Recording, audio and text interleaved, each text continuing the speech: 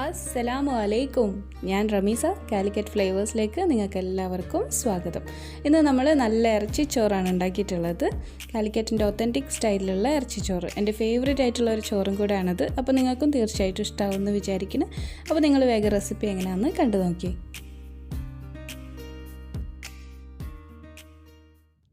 ബിസ്മില്ലാ.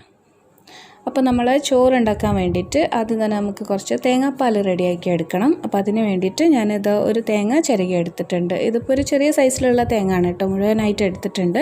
ഇനി വലിയ സൈസിലുള്ള അത്യാവശ്യം കാമ്പുള്ള തേങ്ങയ്ക്കാണെങ്കിൽ ഒരു മുറി തന്നെ ധാരാളം. ഇനി ഇതിലേക്ക് കുറച്ച് വെള്ളം ഒഴിച്ച് അരച്ചെടുത്തിട്ട് നമുക്ക് നല്ല കട്ടിയുള്ള തേങ്ങാപ്പാൽ റെഡിയാക്കി എടുക്കാം. അതിനുശേഷം കുറച്ചുകൂടെ വെള്ളം ഒഴിച്ച് പിഴിഞ്ഞെടുത്തിട്ട് കട്ടി കുറഞ്ഞിട്ടുള്ള തേങ്ങാപ്പാലും റെഡിയാക്കി എടുക്കണം. അപ്പോൾ ഇതാ ഞാൻ തേങ്ങാപ്പാലൊക്കെ എടുത്ത് വെച്ചിട്ടുണ്ട്. നമ്മൾ കട്ടിയുള്ള തേങ്ങാപ്പാലും കട്ടി കുറഞ്ഞിട്ടുള്ള തേങ്ങാപ്പാലും എല്ലാം കൂടെ മിക്സ് ചെയ്തിട്ടാണ് വെച്ചിട്ടുള്ളത്. സെപ്പറേറ്റ് ആക്കി മാറ്റിയെടുത്ത് വെക്കേണ്ട ആവശ്യമില്ല. ഇനി ഇത് ഒരു പ്രഷർ കുക്കർ അടുപ്പത്ത് വെച്ചിട്ട് ചൂടാക്കി എടുത്തിട്ടുണ്ട്. ഇതിലേക്ക് ഒരു 2 ടേബിൾ സ്പൂൺ നെയ്യ് ഒഴിച്ചു കൊടുക്കാം. നെയ്യൊന്ന് ചൂടായതിന് ശേഷം അതൊരു 3-4 ചുവന്നുള്ളി നല്ല നേരിയതായിട്ട് അരിഞ്ഞെടുത്തതും കൂടെ ചേർത്തിട്ട് ഒന്ന് മൂപ്പിച്ചെടുക്കാം. ഇനി ഇതിലേക്ക് നമ്മൾ എടുത്തു വെച്ചിട്ടുള്ള തേങ്ങാപ്പാൽ ഒഴിച്ചു കൊടുക്കുക. അപ്പോൾ നമ്മളിതാ തേങ്ങാപ്പാൽ എടുത്തത് ഒരു 2.25 കപ്പ് ഉണ്ട്.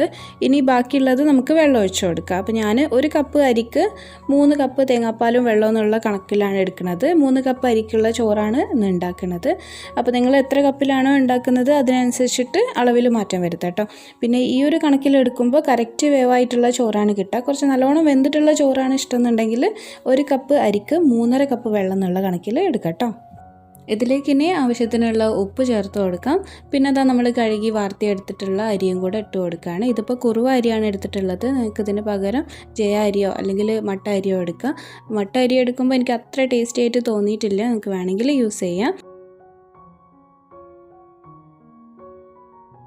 ഇനി ഇത് നന്നായിട്ടൊന്ന് ഇളക്കി കൊടുത്തതിന് ശേഷം കുക്കറിൻ്റെ മൂടി ഇട്ടിട്ട് മീഡിയം ഫ്ലെയിമിൽ വെച്ചിട്ട് ഒരു വിസിൽ വരുന്ന വരെ നമുക്ക് വേവിച്ചെടുക്കാം. അപ്പോൾ ചോറ് റെഡിയാവുന്ന നേരം കൊണ്ട് നമുക്കിതിലേക്ക് വേണ്ട കറി റെഡിയാക്കി എടുക്കാം. അപ്പോൾ അതിന് വേണ്ടിയിട്ട് ഇതാ പ്രഷർ കുക്കർ അടുപ്പത്ത് വെച്ചിട്ട് ചൂടാക്കി എടുത്തിട്ടുണ്ട്. ഇതിലേക്ക് ഒരു 3-4 ടേബിൾ സ്പൂൺ വെളിച്ചെണ്ണ ഒഴിച്ച് കൊടുക്കുകയാണ്.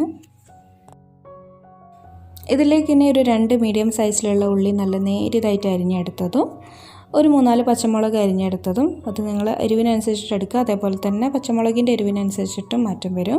പിന്നെ അത് 2 ടേബിൾ സ്പൂൺ ഇഞ്ചി വെളുത്തുള്ളി ചതച്ചെടുത്തതും ആവശ്യത്തിനുള്ള ഉപ്പും കൂടെ ചേർത്തിട്ട് നന്നായിട്ട് അങ്ങോട്ട് താളിച്ചെടുക്കുക.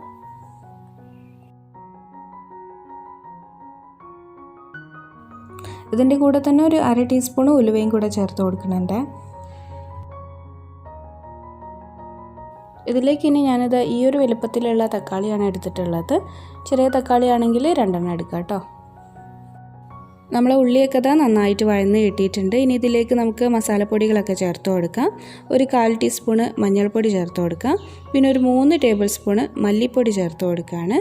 1 ടേബിൾ സ്പൂൺ മുളക് പൊടി, സാധാരണ മുളക് പൊടി, ഒരു 3/4 ടീസ്പൂൺ പെരിഞ്ജീരക പൊടിയും പിന്നെ ഒരു 1/2 ടീസ്പൂൺ ഗരം മസാലയും കൂടെ ചേർത്തിട്ട് നമുക്കിതൊന്ന് മൂപ്പിച്ചെടുക്കാം. കരിഞ്ഞു പോരുത്, ഒന്ന് ചെറുതായിട്ട് ചൂടാക്കി എടുത്താൽ മതി. ഇനി ഇതാ നമ്മൾ അരിഞ്ഞെടുത്തിട്ടുള്ള തക്കാളിയും ഇതാ കുറച്ച് മല്ലിയിലയും കരിയേപ്പിൻ്റെ ഇലയും കൂടെ ചേർത്ത് കൊടുക്കുകയാണ്. അതിൻ്റെ കൂടെ തന്നെ കുറച്ച് ഉണക്കി എടുത്തിട്ടുള്ള പുതിന ഇലയാണ് ചേർത്ത് കൊടുക്കുന്നത്. നിങ്ങളുടെ കയ്യിൽ നല്ല ഫ്രഷ് ആയിട്ടുള്ള പുതിന ഇല ഉണ്ടെങ്കിൽ അത് തന്നെ ചേർത്ത് കൊടുക്കാം കേട്ടോ.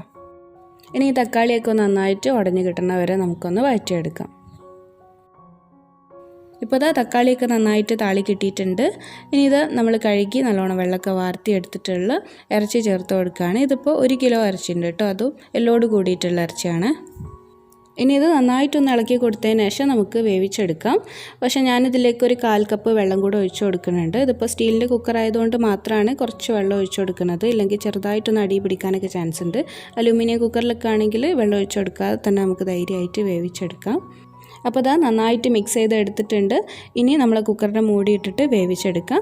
ഞാനിപ്പോൾ ഒരു 3 വിസിൽ നല്ല ഹൈ ഫ്ലെയിമിൽ വെച്ചിട്ടും പിന്നെ നല്ല ലോ ഫ്ലെയിമിലേക്ക് മാറ്റി കൊടുത്തിട്ട് ഒരു വിസിൽ വരുന്ന വരെയും വേവിച്ചെടുക്കും. ഈ കുക്കിംഗ് ടൈമൊക്കെ നമ്മൾ ഓരോരുത്തർ എടുക്കുന്ന ബീഫിനനുസരിച്ചിട്ട് വ്യത്യാസം ഉണ്ടാവും കേട്ടോ. നമ്മളെ ചോറിൻ്റെ കുക്കർ ഇതാ മീഡിയം ഫ്ലെയിമിൽ വെച്ചിട്ട് ഒരു വിസിൽ വന്നിട്ടുണ്ട്. ഇനി ഇതിൻ്റെ ആവിയൊക്കെ മുഴുവനായിട്ടും താനേ പോയതിന് ശേഷം മാത്രം തുറന്നാൽ മതി. അപ്പോൾ ഇതാ ആ ഒരു സമയം കൊണ്ട് നമ്മളെ ചോറിൻ്റെ കുക്കറിൻ്റെ ആവിയൊക്കെ പോയിട്ട് ഇതാ റെഡിയായി കിട്ടിയിട്ടുണ്ട്. നമുക്കിതൊന്ന് തുറന്ന് നോക്കാം. നമ്മളെ ചോറൊക്കെ നന്നായിട്ട് വെന്തിട്ടുണ്ട്. ഞാൻ നേരത്തെ പറഞ്ഞ പോലെ തന്നെ ഇത് കറക്റ്റ് വേവായിട്ടുള്ള ചോറാണ്. നമുക്ക് ഈ ഇറച്ചി ചോറൊക്കെ ആകുമ്പോൾ കുറച്ചുകൂടെ നല്ലോണം വെന്ത് ഉടഞ്ഞിട്ടുള്ള ചോറായിരിക്കും ചിലർക്ക് ഇഷ്ടം. പ്രത്യേകിച്ച് എനിക്കൊക്കെ അങ്ങനെയാണ് ഇഷ്ടം. അപ്പോൾ ഓരോരുത്തരുടെ ഇഷ്ടത്തിനനുസരിച്ചിട്ട് അതൊക്കെ മാറ്റം വരുത്താം.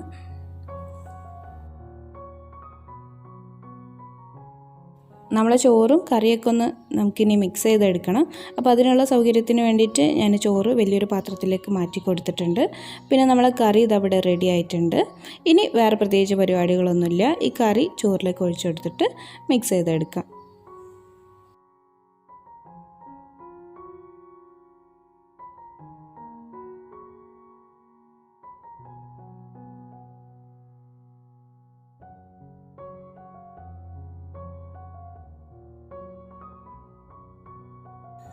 അപ്പോൾ ഇതാ നമ്മൾ നന്നായിട്ട് മിക്സ് ചെയ്തെടുത്തിട്ടുണ്ട്. ഇനി ഇതൊരു 5-10 മിനിറ്റ് ഇതുപോലെ അങ്ങോട്ട് മൂടി വെച്ചതിന് ശേഷം നല്ല ചൂടോട് കൂടി തന്നെ സെർവ് ചെയ്യാം. സൈഡായിട്ട് നമുക്ക് തൈരും ചമ്മന്തിയും അച്ചാറൊക്കെ വിളമ്പാം. ഇതൊരു 10 ആൾക്ക് കഴിക്കാനുള്ള അളവാണ് കേട്ടോ ഒന്ന് ഉണ്ടാക്കിയിട്ടുള്ളത്. അപ്പോൾ നിങ്ങൾക്ക് നമ്മൾ ഇറച്ചി ചോറ് ഇഷ്ടമായിട്ടുണ്ടാവും എന്ന് വിചാരിക്കണം. ഇഷ്ടമായെങ്കിൽ തീർച്ചയായിട്ടും ഉണ്ടാക്കി നോക്കുക. അതിൻ്റെ കൂടെ തന്നെ ഫീഡ്ബാക്സും കൂടെ അറിയിക്കാൻ മറക്കരുത്. അപ്പോൾ ഇൻഷാ അല്ലാഹ് ഇനി നമുക്ക് അടുത്ത റെസിപ്പി ആയിട്ട് കാണാം. അസ്സലാമു അലൈക്കും വറഹ്മത്തുള്ളാഹി.